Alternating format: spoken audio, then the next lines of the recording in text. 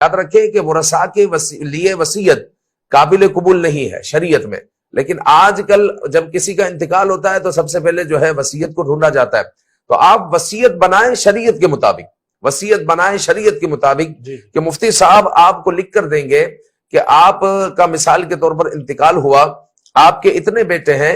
اتنی بیٹیاں ہیں اور وائف حیات ہیں، لہٰذا آپ کے مال کے اتنے اتنے حصے کیے جائیں گے، اور آپ کے ہر بیٹے کو اتنا حصہ، ہر بیٹی کو اتنا حصہ، اور آپ کی وائف کو اتنا حصہ ملے گا. جب مفتی صاحب آپ کو وہ فتویٰ بنا کر دے دیں تو آپ بالکل اس کے مطابق آپ اپنی وصیت کو قائم کر دیں کہ میرے انتقال کے بعد اگر یہ وارثین موجود ہوں، کیونکہ ایک وارث کا بھی انتقال ہوگا تو مسئلہ چینج ہو جائے گا، مسئلہ تبدیل ہو جائے گا. اگر میرے وارثین یہ موجود ہو